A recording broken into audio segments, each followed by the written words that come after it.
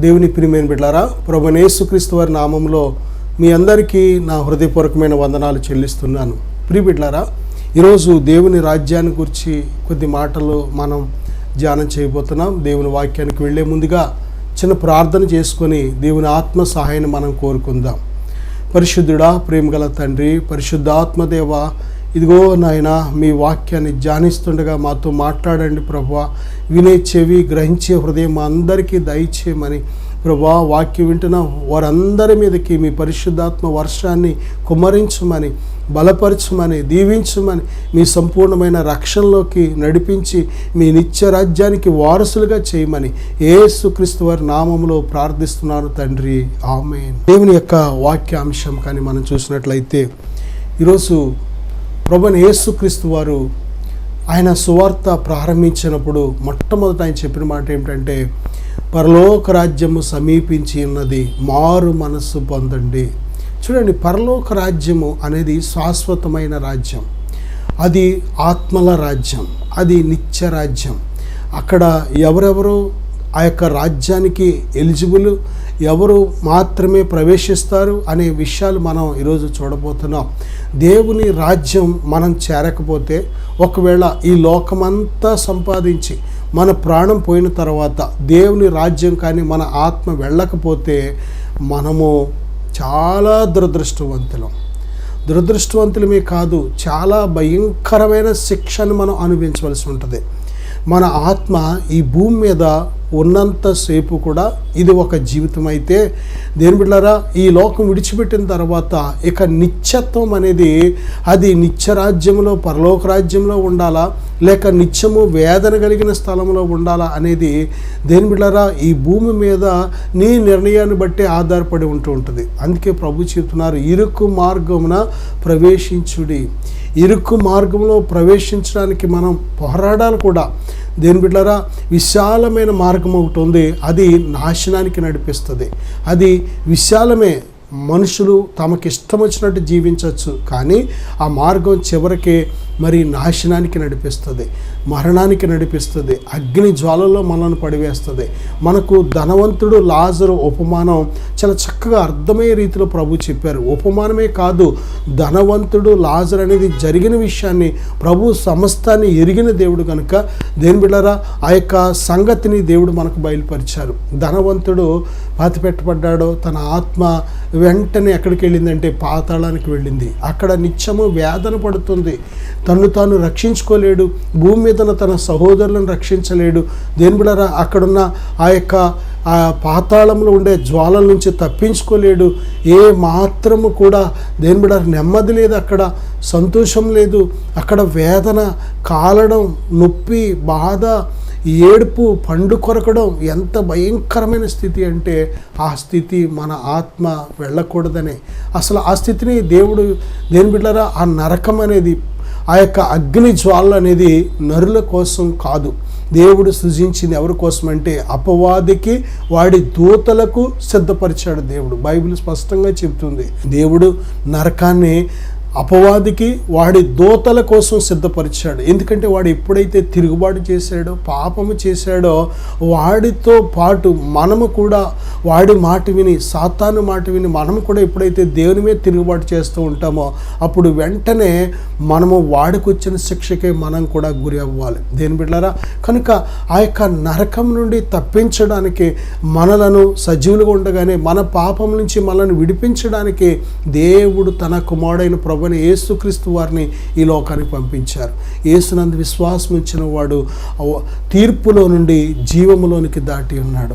దేని బిడ్డలారా, యేసుక్రీస్తు ప్రభునందు విశ్వాసం ఉంచిన వాడు నిత్య రాజ్యాన్ని స్వతంత్రించుకొని ఉన్నాడు. యేసునందు విశ్వాసం ఉంచిన వాడు నిత్య జీవాన్ని కలిగి ఉన్నాడు. కనుక ప్రియబిడ్డ, ప్రభువైన యేసుక్రీస్తు వారు చెప్తున్నారు కదా, యోహాను సువార్త 14:6, నేనే మార్గమును, సత్యమును, జీవమును, నా ద్వారానే తప్ప ఎవడను తండ్రి యొద్దకు రాడు. నా సహోదరుడా, ఇది అనుకూలమైన సమయం, ఇదే రక్షణ దినం. పరలోక రాజ్యం సమీపించింది అంటే అర్థం ఏంటంటే, ఈ భూలోకానికి ముగింపు త్వరలోనే ఉందని అర్థం. ఈ భూలోకం, ఈ భూమి, ఆకాశము, లేక సూర్యుడు, చంద్రుడు, ఈ సృష్టిలో ఇవన్నీ కూడా దేవుడు చాప వలె వీటిని చుట్టబోతున్నాడు. ఈ పంచభూతములన్నిటినీ దేవుడు లయం చేయబోతున్నాడు. దేవుడు నూతన భూమి, నూతన ఆకాశాన్ని దేవుడు సృష్టించబోతున్నాడు.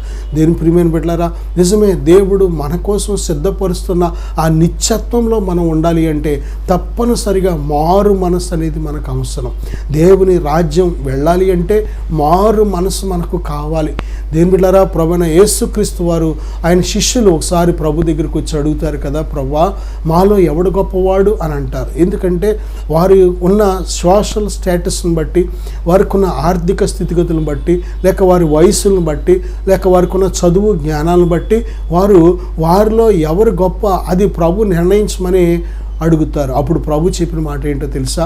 దేని బిడ్డను, ఒక చంటి బిడ్డను ఆయన యొద్దకు పిలిచి, ఇదిగో ఈ బిడ్డ వలె తన్ను తాను తగ్గించుకుని వాడే పరలోక రాజ్యంలో గొప్పవాడు.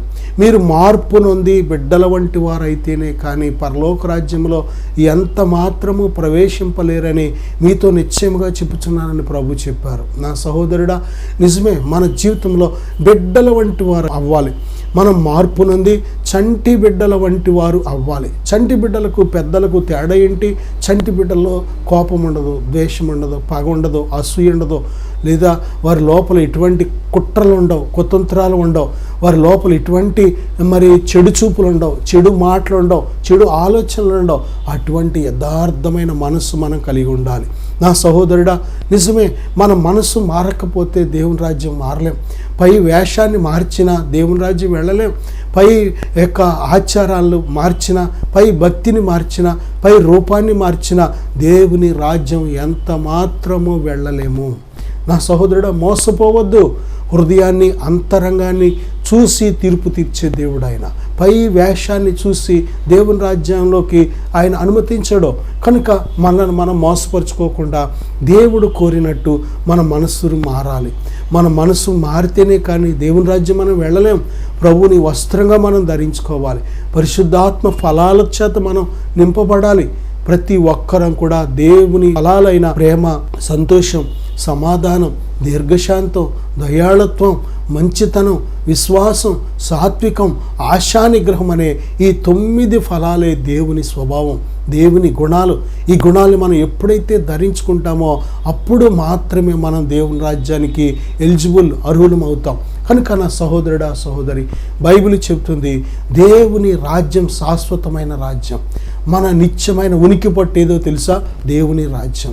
దేవుని రాజ్యం వెళ్లకుండా ఉన్నట్లయితే, దేవుని రాజ్యం వెళ్ళడానికి అర్హత లేని వారిగా మనం ఉండి చనిపోయినట్లయితే మనంత దౌర్భాగ్యులు ఎవరు ఉండరు. ఎందుకంటే ఈ లోకమంతా అనుభవించి, లోకమంతా సంపాదించి ఒకవేళ తన ఆత్మ నిత్యరాజ్యానికి వెళ్లకుండా అనర్హుడుగా చనిపోతే వాడికి ప్రయోజనం లేదు. ప్రాణం ఎప్పుడైనా పోతుంది. ప్రాణం ప్రతి ఒక్కరిదే పోతుంది. ఈ లోకంలో స్థిరముగా ఉండే నరుడు ఒకడో లేడు. అందరం మట్టి నుంచి వచ్చాం, మట్టికి వెళ్ళవలసిందే. బైబిల్ చెప్తుంది, ప్రభువైన యేసుక్రీస్తు వారు ఆదికాండం 3వ అధ్యాయంలో ఏలయనగా నీవు నేల నుండి తీయబడితివి, తిరిగి మన్ను అయిపోతావని ప్రభు చెప్పారు. కాబట్టి ఆయన మాట సెలవిచ్చినట్లు దేని బిడ్డలారా, మన పాపములను బట్టి మన దేహము ఎప్పటికైనా మట్టిలో కలవలసిందే. ఎందుకంటే బైబిల్ చెప్తుంది, యోహాను సువార్త 6:63లో ఈ రక్త మాంసాలు దేవుని రాజ్యం చేరలేవు. దేవుని రాజ్యం చేరేది ఆత్మ. ఆత్మే మనిషి. మనిషి అంటే ఆత్మ. ఆత్మను రక్షించడానికి దేవాది దేవుడు ఈ లోకానికి వచ్చాడు. మానవ శరీర ఆకారంతో వచ్చాడు. రక్తమాంసాలు ధరించి వచ్చాడు. మనలను విడిపించడానికి, మనలను రక్షించడానికి, మనలను ఆయన బిడ్డలుగా అంగీకరించడానికి, మనలను భయంకరమైన నిత్య శిక్ష నుండి తప్పించడానికి, మన పాపం నుంచి మనల్ని విడిపించి నీతిమంతులుగా చేయడానికి, మనలను పరిశుద్ధులుగా చేయడానికి, మనలను దేని బిడ్డలారా ఆయన రాజ్యానికి సిద్ధపరచడానికి ఆయన ఈ లోకానికి వచ్చాడు. కనుక ప్రియబిడ్డ, నా సహోదరుడా, సహోదరి, ఇది అనుకూలమైన సమయం. దేవుని రాజ్యమే శాశ్వతమైన రాజ్యం. దేవుని రాజ్యమే ప్రాముఖ్యమైన రాజ్యం. దేవుని రాజ్యం మనం పొందుకోవడానికి సిద్ధంగా లేనట్లయితే మనం చాలా నష్టపోతున్నట్టు లెక్క. కనుక ఇక్కడ కానీ మనం చూసినట్లయితే మత్తయి సువార్త 4:17లో మారు మనసు పొందమని ప్రభు చెప్తున్నారు. పరలోక రాజ్యం సమీపించింది, మారు మనసు పొందండి. రెండవదిగా మత్తయి సువార్త 5:3 ఆత్మ విషయమై దీనులైన వారు ధన్యులు, పరలోక రాజ్యము వారిది. బిడ్డ, ఆత్మలో మనము దీనులుగా, ఎంత దీనులుగా మనం ఉంటామో అంతగా దేవుని రాజ్యానికి మనము హక్కుదారులుగా ఉండగలం. అంత గొప్పగా దేవుని రాజ్యానికి మనం హక్కుదారులుగా ఉండగలం. కనుక ప్రియ బిడ్డలారా, ఆత్మ విషయమై దీనత అంటే దీనుడికుండే లక్షణం ఏంటంటే దేవుడు చెప్పిన మాటకు లోబడి జీవిస్తాడు. దీనులు దీని బిడ్డలారా దేవుని యందు సంతోషిస్తారు. దీనులు పూర్తిగా దేవుని చిత్తానికి లోబడతారు. దీనుడు దేవుని పూర్తిగా వెంబడిస్తాడు. దేని బిడ్డలారా, దీనుడు అంటే దేవుడు చెప్పిన మాటలు ప్రకారమే జీవిస్తాడు. నిజమే, అటువంటి దీనత మనకుందా? ప్రియ బిడ్డలారా, ప్రభువారు చెప్పిన ఒక ఉపమానం, ఒక తండ్రికి 2 కుమారులు ఉన్నారు. ఆ 2 కుమారులు ఒకరి దగ్గరికి వచ్చి ఈరోజు పొలంలో పలానా పని చేయమని చెప్తే వాడు వెళ్ళనంటే వెళ్ళనన్నాడు. కానీ కొద్దిసేపటికి వెళ్ళాడు. ప్రియ బిడ్డలారా, ఆ యొక్క మరొక కుమారుడి దగ్గరికి వచ్చి ఈరోజు పొలంలో నువ్వు పలానా పని చేయించమంటే వాడు అలాగేనండి, అలాగే నాన్నగారు అన్నాడు. కానీ వాడు వెళ్ళలేదు. దేని బిడ్డలారా, మరి ఈ 2 కుమారులు ఎవడో తండ్రి చిత్తాన్ని జరిగించాడు. 2 కుమారులను బట్టి తండ్రి ఎవరిని బట్టి సంతోషిస్తాడో చూసినట్లయితే ఆ యొక్క ఒక కుమారుడు ఏ కుమారుడైతే వెళ్ళనన్నాడో కానీ వెళ్ళాడు. దేని బిడ్డలారా, ఆ కుమారుడిని బట్టి ఆ తండ్రికి సంతోషం. నిజమే, ఈరోజు 2 రకాల మనుషులు చూస్తున్నాం. దేవుని యొక్క వాక్యాన్ని వినేవారు, లోబడేవారు ఒక రకం అయితే, దేవుని వాక్యాన్ని విని లోబడలేని వారు మరొక రకం. వింటున్నాం, అందరం వింటున్నాం, కానీ ఎంతమంది లోబడుతున్నాం? దేవుని వాక్యాన్ని వినువారు కంటే దాన్ని గైకొని వారు మరీ ధన్యులని బైబిల్ చెప్తుంది. కనుక నా సహోదరుడా, దీనులుగా మనం ఆత్మలో దీనులుగా ఉంటే దేవుని రాజ్యాన్ని మనం స్వతంత్రించుకోగలుగుతాం. అలాగే ప్రభు చెప్తున్నారు కదా మత్తయి సువార్త 5:10 నా నీతి నిమిత్తము హింసింపబడువారు ధన్యులు, పరలోక రాజ్యము వారిది. నీతి నిమిత్తము తప్పనిసరిగా చూడండి, ఈ లోకం ఎంత భయంకరమైందో. నువ్వు నీతిమంతుడిగా, నీతిమంతురాలుగా బ్రతికితే ఈ లోకం తప్పనిసరిగా, ఈ లోకంలో శ్రమ కలుగుతుంది. ఎందుకు కలుగుతుంది? ఇదేంటి నీతిగా బ్రతికితే శ్రమ ఎందుకు కలుగుతుంది అంటే, అవును, ఇది లోకం. ఇది ఈ లోకంలో నీతిమంతులకు తప్పనిసరిగా శ్రమ కలుగుతుంది. ప్రభువారు చెప్తున్నారు కదా యోహాను సువార్త 16:33 లోకములో మీకు శ్రమ కలుగును, అయినను ధైర్యము తెచ్చుకొనుడి. శ్రమ వచ్చినంత మాత్రాన మనం భయపడవలసిన పని లేదు. శ్రమ వచ్చిందని కృంగిపోవలసిన పని లేదు. శ్రమ వచ్చిందని దేవుని విడిచిపెట్టవలసిన పని లేదు. శ్రమ వచ్చిందని దేవుని అపార్థం చేసుకోవాల్సిన పని లేదు. కానీ ఆ శ్రమ వెనకాల ఏదో ఉద్దేశం ఉందో దేవునికి.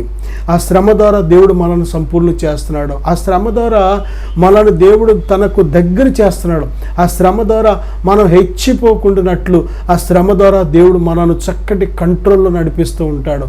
శ్రమ ద్వారా మనలను దేని బిడ్డలారా ఆయన చిత్తాన్ని గ్రహించేవారిగా చేస్తున్నాడు. శ్రమ ద్వారా ఎప్పుడు కూడా మనము ఆయన ఆత్మకు ఆధీనంలో ఉండేవారిగా చేస్తున్నాడు. శ్రమ నొంది ఉండుట నాకు మేలాయను అంటున్నాడు. శ్రమలలోనే ఎక్కువగా నేను సంతోషిస్తున్నాను అంటున్నాడు. దేని బిడ్డలారా, నిజమే, శ్రమ ఒక్కొక్కసారి మనలను బాధ పెడుతూ ఉంటుంది, ఒక్కోసారి భయపెడుతూ ఉంటుంది, ఒక్కోసారి కృంగతీస్తూ ఉంటుంది. కానీ మనం శ్రమను గురించి నేర్చుకోవాల్సింది ఏంటంటే, శ్రమ వస్తుంది కానీ మనం పాపులం కాదు. శ్రమ వచ్చినంత మాత్రాన మనం చెడిపోయిన వారం కాదు. శ్రమలు వస్తాయి, కానీ శ్రమలలో దేవుడు మనకు తోడుంటాన్ని వాగ్దానం చేశాడు. భక్తులైన వారు అందరూ కూడా ఈ శ్రమలనే మార్గం గుండానే వారు వెళ్ళారు. దేవుని నిమిత్తం వారు హింసలు అనుభవించారు. దేని బిడ్డలారా, ఈరోజు ప్రభు చెప్తున్నారు, నీతి నిమిత్తము హింసించబడు వారు ధన్యులు, పరలోక రాజ్యం వారిది. నిజంగా దేవుని రాజ్యాన్ని మనం స్వతంత్రించుకోవాలంటే తప్పనిసరిగా మనము ఈ శ్రమలనే ఈ రోడ్డు మనకు మధ్యలో ఎదురవుతుంది. కాబట్టి నీతి నిమిత్తము హింస ఎదురైనప్పుడు అభ్యంతరపడవలసిన పని లేదు. కానీ ప్రభు మీద ఆనుకొని ప్రభు చెప్తున్నారు కదా, మీ శత్రువులను ప్రేమించండి, మిమ్మల్ని హింసించి వారి కొరకు ప్రార్థన చేయండి. ఒకే ఒక్క అవకాశం. ఈ లోకంలో మనం యాత్రికులం, మనం ఈ లోకానికి వచ్చినప్పుడు ఏమీ తీసుకొని రాలేదు, ఈ లోకం విడిచిపెట్టినప్పుడు మనం ఏమీ కొనిపోము. ఈ విషయాలు మాత్రం మనం గ్రహించాలి. దేని బిడ్డలారా, నిజమే, కొన్నిసార్లు పరిస్థితులు మనల్ని శోధిస్తూ ఉంటాయి. ఒక్కోసారి మనం కూడా వారి వలె చేద్దాం, వారు మనల్ని ఎలా దూషించారో అలాగే దూషిద్దాం, వారు మనల్ని ఎలా కొట్టారో మనం కూడా వారిని అలా కొడదాం, వారు మనల్ని ఎలాగ దాడి చేశారో మనం అలాగే దాడి చేద్దాం అనే ఆలోచనలు, శోధన వస్తూ ఉంటుంది. కానీ తొందరపడద్దు నా సహోదరుడా. పగ తీర్చుకునేది నీ దేవుడు. నీ దేవుడు నీ పక్షంగా ఉండి కార్యం చేసే దేవుడు ఆయన. ఒక్కొక్కసారి దేవుడు మన శత్రువులనే మిత్రులుగా మార్చేస్తూ ఉంటాడు. మన శత్రువులనే మనల్ని మిక్కిలి ప్రేమించే అభిమానులుగా చేసేస్తూ ఉంటాడు. కాబట్టి దేని బిడ్డలారా, మనం ఎవ్వరికి తీర్పు తీర్చక్కర్లేదు, కానీ తీర్పు తీర్చే దేవుడు ఒక ఆయన ఉన్నాడు, శిక్ష విధించే దేవుడు ఒక ఆయన ఉన్నాడు. కాబట్టి భయపడకో. నీతి నిమిత్తము హింసించబడు వారు ధన్యులు, పరలోక రాజ్యము వారిది అని బైబిల్ చెబుతుంది. అలాగే మత్తయి సువార్త 5వ అధ్యాయం 20వ వచనంలో, శాస్త్రుల నీతి కంటేను పరిసయ్యుల నీతి కంటేను మీ నీతి అధికము కాని ఎడల పరలోక రాజ్యములో మీరు ప్రవేశింపరు. నీతి, శాస్త్రులు నీతి, పరిసయ్యుల నీతి. ఎటువంటి నీతి అంటే వారు వారానికి 2 రోజులు ఉపవాసం చేస్తారంట. వారు కష్టార్జితంలో అంతటిలో కూడా వారు దేవునికి పుదీనా, జీలకర్రలో కూడా దశమ భాగం తీసిస్తూ ఉంటారంట. దేని బిడ్డలారా, వారు దేవుడు చెప్పిన ఆజ్ఞలు తూచ తప్పకుండా వ్యభిచరించవద్దు, దొంగిలించవద్దు, విగ్రహార్థం చేయవద్దు, అబద్ధం ఆడవద్దు, అని ఏమైతే దేవుడు ఆజ్ఞలు చెప్పారో ఆజ్ఞలను తూచ తప్పకుండా అనుసరిస్తారంట. కానీ కొన్నిసార్లు వారు వేషధారులుగా బ్రతుకుతూ ఉంటారు. అదంతా కూడా ఎక్కువ శాతం వారు చేసేది మనుషుల కోసం చేసేవారు ఉంటూ ఉంటారు, దేవుని కోసం కాదు. అందుకే ఈ వేషధారణ అనే పులిసిని పిండి ఉండడం వల్ల వారి జీవితాలు దేవుని రాజ్యానికి అనర్హులుగా మారిపోయారు. అందుకే వారి నీతి కంటే మన నీతి అధికంగా ఉండాలి అంటే ప్రభు చెప్తున్నారు కదా, మనము మనుషుల కోసం కాదు కానీ దేవుని కోసం చేసేవారు ఉండాలి. దేని బిడ్డలారా, అంతరంగంలో మరి యథార్థతను కోరే దేవుడు, మన అంతరంగంలో సత్యాన్ని కోరే దేవుడు. ఈ వేషధారణ అనే పులిసిని పిండి ఏమాత్రము దేవుడు మనలో ఉండడం దేవునికి ఇష్టం లేదు. కాబట్టి మనం ఏది చేసినా, ప్రార్థన చేసినా దేవుడు వింటాడని, ఉపవాసం చేసినా దేవుడు జవాబిస్తాడని, ధర్మం చేసినా దేవుడు ప్రతిఫలం ఇస్తాడని. బిడ్డలారా, మనుషుల కోసం మాత్రం ఏది చేసినా సరే మనము కూడా కేవలము ఆ యొక్క శాస్త్రులు, పరిసయ్యుల వలె మనం కూడా ప్రవర్తించిన వారు అయిపోతాం. కాబట్టి శాస్త్రుల నీతి కంటే, పరిసయ్యుల నీతి కంటే మన నీతి అధికమైనప్పుడు దేవుని రాజ్యాన్ని మనం స్వతంత్రించుకుంటున్నాం. మత్తయి సువార్త 7వ అధ్యాయం 21వ వచనంలో ఆయన చిత్త ప్రకారం చెయ్యాలి. మనం ప్రభువా అని పిలుచు ప్రతివాడు పరలోక రాజ్యంలో ప్రవేశింపడు, కానీ నా తండ్రి చిత్త ప్రకారం చేయువాడే పరలోక రాజ్యంలో ప్రవేశించునని ప్రభు చెప్తున్నారు. దేని బిడ్డలారా, మన జీవితంలో దేవుని చిత్తానికి చాలా బద్ధ శత్రువు, ఆటంకం ఎవరంటే స్వైచిత్తం. మన స్వైచిత్తం మనలను దేవుని చిత్తం చేయకుండా అడ్డగిస్తూ ఉంటుంది. దేవుని చిత్తానికి ఏమాత్రం లోబడకుండా అడ్డగిస్తూ ఉంటుంది. దేవుని చిత్తం తెలిసినా సరే మనం లోబడకపోవడానికి కారణం ఏంటంటే మనం పెంచి పోషిస్తున్న స్వైచిత్తం. మన స్వైచిత్తమే మనలను దేవుని రాజ్యం వెళ్లకుండా ఆటంకపరుస్తూ ఉంటుంది. దేని బిడ్డలారా, అందుకే బైబిల్ చెప్తుంది, యవ్వనుడా నీ యవ్వన కాలమందు నీ యొక్క దృష్టి యొక్క ఇష్టము చొప్పున, నీ కోరిక చొప్పున ప్రవర్తించు, అయితే వీటన్నిటిని బట్టి దేవుడు నిన్ను తీర్పులోనికి తెస్తాడనే విషయాన్ని మర్చిపోవద్దు అంటున్నాడు దేవుడు. కారణం ఏంటంటే, దేని బిడ్డలారా, దేవుని రాజ్యంలో ప్రవేశించేది ఎవరు అంటే ఆత్మలు. ఆ ఆత్మ ఎప్పుడు కూడా ఎలా ఉండాలి అంటే దేవుని చిత్త ప్రకారం జీవించేదిగా ఉండాలి. మన జీవితంలో దేవుని చిత్తమేది, స్వైచిత్తమేది మనం గ్రహించాలి. దేవుని చిత్తం, స్వైచిత్తం ఈ రెండిటికి తేడా మనం గ్రహించాలి. దేవుని వాక్యాన్ని ధ్యానిస్తున్నప్పుడు దేవుని వాక్యం దేవుడారా దేవుని చిత్తాన్ని స్పష్టంగా మనకు బయలుపరుస్తుంది. అంతేకాదు రోమపత్రిక 12:2 ఏముందంటే, మీరు ఈ లోక మర్యాదను అనుసరింపక ఉత్తమము, అనుకూలము, సంపూర్ణమునైన దేవుని చిత్తమేదో మీరు పరీక్షించి గ్రహించినట్లు మీ మనసు మారి నూతన మగుట వలన రూపాంతరం పొందండి. దేవుని చిత్తం గ్రహించాలి అంటే రూపాంతరం పొందాలి, మారు మనసు పొందాలి. మన పాపములను బట్టి మనం పశ్చాత్తాపడి మన పాపములను ఒప్పుకొని విడిచిపెట్టినప్పుడు యేసు రక్తం మన ప్రతి పాపం నుంచి మనల్ని కడిగి విడిపించి దేవునిని సేవించడానికి మన మనస్సాక్షిని సిద్ధపరుస్తుంది. ప్రభువైన యేసుక్రీస్తు వారు నమ్మదగిన దేవుడు కనుక ఆయన నీ పాపమును క్షమించి నిన్ను తన పరిశుద్ధాత్మతో దేవుడు ముద్రిస్తాడు. నా సహోదరుడా, దేవుడు తన ఆత్మతో ముద్రించి ఆయన నీలో నిత్యము నివాసం ఉంటున్నప్పుడు ఆయన నడిపింపును గ్రహించడానికి సిద్ధంగా ఉండాలి అంటే మొదటిగా దేవుడు మారు మనసు పొంది రూపాంతరం పొందిన మనసుతో సిద్ధంగా ఉండాలి. నా సహోదరుడా, దేవుని యొక్క రాజ్యం చాలా ప్రాముఖ్యమైంది.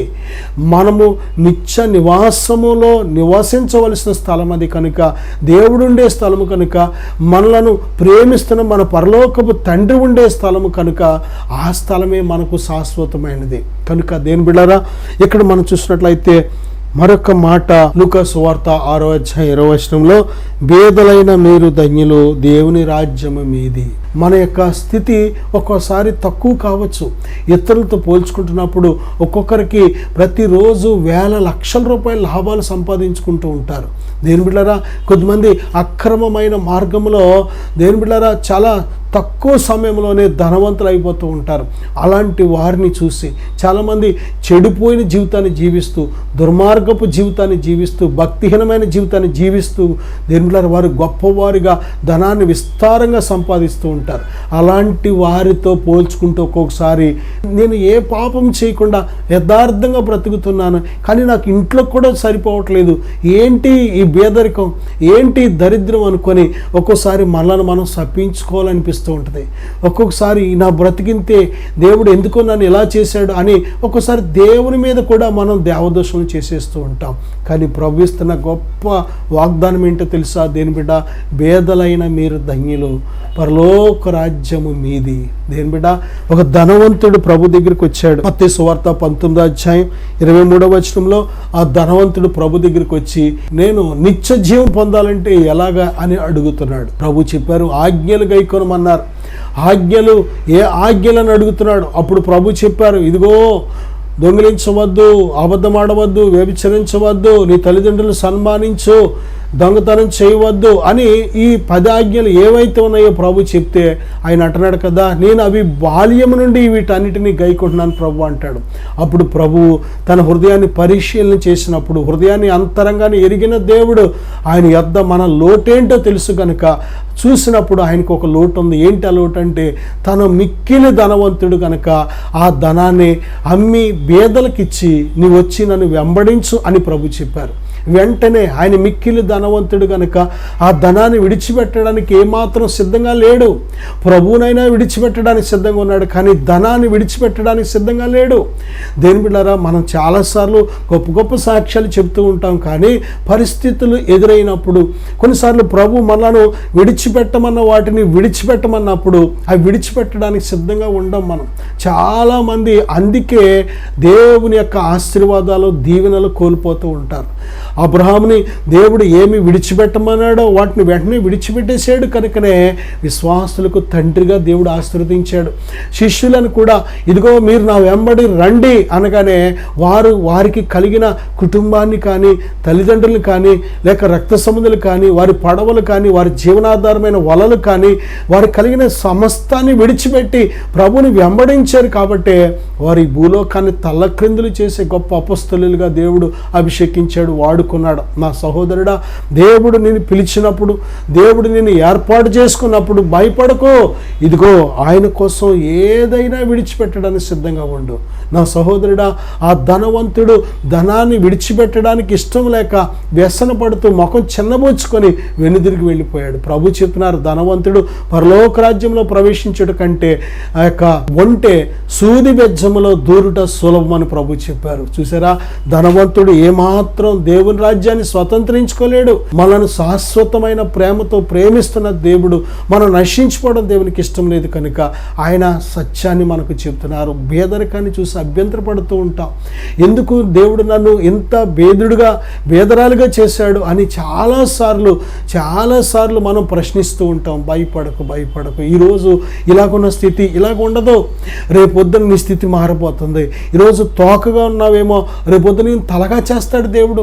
నీ బిడ్డలను ఆశీర్వదిస్తాడు దేవుడు, నీ ఆరోగ్యాన్ని ఆశీర్వదిస్తాడు దేవుడు, నీ రెక్కల కష్టార్జితను ఆశీర్వదిస్తాడు, లేకపోతే నీకు కలిగిన ఏదైతే ఉందో వాటిని ఆశీర్వదించే దేవుడు ఆయన. నా సహోదరుడా, సహోదరి, దేవుడు గొప్ప శక్తిమంతుడు. ఆయన ఆశీర్వదించడం మొదలెట్టాడు అంటే ఏ నరుడు ఆపలేడు కూడా. ఆయన ఒకరిని హెచ్చించువాడు, ఒకరిని తగ్గించువాడు కూడా ఆయనే. అందుకే బైబిల్ చెప్తుంది, ఆయన బలిష్టమైన చేతుల కింద ఆయన మిమ్ములను తగిన కాలమందు హెచ్చించినట్లు ఆయన బలిష్టమైన చేతి కింద దీన మనస్కులై ఉండండి. నిజమే, మనల్ని హెచ్చించేది దేవుడు కనుక దేని బిడ్డలారా, ఆయన బలిష్టమైన చేతి కింద దీనురాలుగా మనం ఉన్నట్లయితే తగిన సమయం దేవుడు మనల్ని హెచ్చించే సమయం ఉంటుంది. తప్పనిసరిగా హెచ్చిస్తాడు దేవుడు, నిన్ను హెచ్చించి తలగా చేస్తాడు దేవుడు. దేవుని ప్రియబిడ్డ, యొక్క సమయంలో మనం చూస్తే లూకా సువార్త 9:62 నాగటి మీద చెయ్యి పెట్టి వెనుక తట్టు చూచువాడు ఎవడను దేవుని రాజ్యమునకు పాత్రుడు కాడు. నాగటి మీద చెయ్యి పెట్టి, దేని బిడ్డ, నిజమే, ప్రభువైన యేసుక్రీస్తు వారిని రుచి చూసి మనం తెలుసుకున్నాం. ఎన్నో సంవత్సరాలు, ఎన్నో అద్భుతాలు, ఎన్నో సాక్ష్యాలు, ఎన్నో ప్రత్యక్షతలో దేవుడు ఎన్నోసార్లు ఎన్నో విధాలుగా మనల్ని దర్శించాడు. ఎన్నెన్నో గొప్ప కార్యాలు మన జీవితాల్లో జరిగించాడు. కాబట్టి మనం ఒక్క మాటకి మనం విశ్వసించిన వాళ్ళం కాదు, ఒక్క మాటకి లోబడిన వారం కాదు. మన వెనకాల దేవుడు నమ్ముకోవడానికి ఎన్నో ఆధారాలు ఉన్నాయి, ఎన్నో సాక్ష్యాలు ఉన్నాయి, ఎన్నో ప్రత్యక్షతలు ఉన్నాయి. దేవుడు ఎన్నో విధాలుగా ఎంతోమంది ద్వారా, ఎన్నో అద్భుత కార్యాల ద్వారా దేవుడు మన జీవితాల్లో ఆయన మహిమను మనకు చూపించాడు. కనుకనే దేని బిడ్డలారా, దేవుడు మన పట్ల విసుగు చెందకుండా, కోపపడకుండా ఆయన తన్ను తాను ఓర్చుకొని మనలను రక్షించబడే వరకు కూడా మనం ఎన్ని విధాలుగా తిరుగుబాటు చేసినా ఓర్చుకున్నాడు. నిజంగా ఎంత ప్రేమ కలిగిన దేవుడో. నా సహోదరుడా, నా సహోదరి, ఇదిగో దేవుడు ఉన్నవాడు అనువాడు, రుచి చూసి తెలుసుకో. కాబట్టి ఇన్ని అద్భుతాలు చేసిన తర్వాత మళ్ళీ మనం వెనుదిరగకూడదు. ఇంత సాక్ష్యం ఉంది మనకి, ఇంత అనుభవం ఉంది, ఇన్ని ప్రత్యక్షతలు ఉన్నాయి మనకి. కాబట్టి ఏమాత్రము కూడా వెనుదిరగకూడదు. నా సహోదరుడా, నాగటి మీద చేయి వేసి వెనుక తట్టు చూసేవాడు నాకు పాత్రుడు కాదు అంటున్నారు ప్రభు. నిజమే, ఎవరైనా ఒక వ్యవసాయకుడు ఇదిగో ఒక పొలం దున్నాలని నాగల్ని తీసుకెళ్ళి ఆ పొలంలో పెట్టి పని ప్రారంభించాడు. కొద్దిసేపు దున్నాడు, మళ్ళీ ఆ నాగలు విడిచిపెట్టేసి వెనుకకు తిరిగి వెళ్ళిపోయాడు అనుకోండి, ఆ పని అక్కడే ఆగిపోతుంది. చూసిన వాళ్ళందరికీ కూడా దేవుని నామానికి అవమానం. నిజంగా ఇదిగో వచ్చాడు, చాలా కబుర్లు చెప్పాడు, వెనక్కి వెళ్ళిపోయాడు. ఇదే నా భక్తి, ఏమీ చేయలేదా వారి దేవుడు అని దేవుని నామానికి ఎంతో అవమానం. నా సహోదరుడా, సహోదరి, దేవుడు నమ్మదగిన దేవుడు, నేను విడిచిపెట్టే దేవుడు కాదు. నీ ఇష్టాన్ని జరిగించడానికి కాదు, దేవుడు తన చిత్తాన్ని నీ పట్ల జరిగించడానికి. నీ ఇష్టం, నా ఇష్టం, మనందరి ఇష్టాలు, మన స్వైచ్ఛత్వం అనేది ఏమాత్రము కూడా దేవుని రాజ్యం చేరనివ్వదు. మన స్వైచ్ఛత్వం అనేది మనకు మేలు కాదు. మన స్వైచ్ఛత్వం ఎప్పటికీ కూడా దేవుని చిత్తాన్ని నెరవేర్చలేదు. మన స్వైచ్ఛత్వం చేసినట్లయితే దేవుని రాజ్యానికి అర్హులం కాదు. ఎందుకంటే మన స్వైచ్ఛత్వం అంతా కూడా శరీర సంబంధమైన మనసు, లోక సంబంధమైన మనసు, లోక ఆచారాలు, మానవ పద్ధతులు, మానవ ఈ యొక్క ఆచారాలతో వీటితో కూడే ఉంటుంది. ఇవి ఎందుకు పనికిరావు. అందుకే దేవుడు చెప్పిన ఆజ్ఞ ప్రకారం మనం జీవిస్తే, మన పట్ల దేవుడు ఎటువంటి ప్రణాళిక, ఎటువంటి చిత్తాన్ని కలిగి ఉన్నాడో దాన్ని గ్రహించి దాని ప్రకారం మనం జీవిస్తే మన బ్రతుకులు కృపాక్షేమములే మన వెంట వస్తాయి. అందుకే స్వైచ్ఛత్వాన్ని పక్కన పెట్టి దేవుని చిత్తానికి లోబడాలి. నాగటి మీద చేయి వేసి నువ్వు వెనుదిరిగి చూడకుండా నమ్మకంగా ప్రభువుని వెంబడించినట్లయితే దేవుని రాజ్యాన్ని ఒక దినాన్ని స్వతంత్రించుకుంటాం. నేను మీకోసం చిన్న ప్రార్థన చేస్తాను. పరిశుద్ధుడా, ప్రేమగల తండ్రి, ఈ ప్రార్థనలు ఏకీపిస్తున్న ప్రతి బిడ్డను ఇప్పుడే దర్శించండి నాయన. ఇదిగో అయ్యా, మీ రాజ్యం ఎంతో ప్రాముఖ్యమైంది, ఎంతో విలువైనది. ఒకడు లోకమంతా సంపాదించి ఒకవేళ తన ప్రాణం పోగొట్టుకుంటే వాడికి ప్రయోజనం లేదయ్యా నాయన. ఇదిగో తండ్రి నాయన, ఎంతోమంది ఇంకా మీరు తెలియకుండా ఉన్నవారు నాయన, మీ ప్రేమ, మీ సువార్తను వినలేని వారు, తెలియలేని వారు ఎంతోమంది ఉన్నారు ప్రభా. దర్శించు నాయన, మాట్లాడండి ప్రభా. ఇదిగో నాయన, ఎరిగిన మేము తండ్రి, వెలిగించబడిన మేము మరికొద్ది మందిని వెలిగించేవారిగా అయ్యా, మిమ్మల్ని తెలుసుకున్న మేము మరికొద్ది మందికి మీ ప్రేమను ప్రకటించేవారిగా సిద్ధపరచు తండ్రి నాయన. ఈ వాక్యాన్ని ఆలకించి ప్రభా, ఈ ప్రార్థన ఏకీపిస్తున్న ప్రతి బిడ్డను కూడా మీ నిత్యరాజ్యానికి వారసుడుగా, వారసురాలుగా చేయి తండ్రి నాయన. ఒకడు లోకమంతా సంపాదించి నాయన మీ రాజ్యం చేరకుండా తన ప్రాణం పోగొట్టుకుంటే ప్రయోజనం లేదు తండ్రి. మీ రాజ్యాన్ని మేము పొందుకోవాలి, మీ రాజ్యానికి మేము హక్కుదారులు అవ్వాలి నాయన. మీ రాజ్యాన్ని మేము స్వతంత్రించుకోవాలి ప్రభువా. కృప చూపించమని అయా బిడ్డలకు దీవించమని, మీ రక్షణలోకి నడిపించమని యేసుక్రీస్తు వారి నామములో ప్రార్థిస్తున్నాను తండ్రి. Amen, amen. God bless.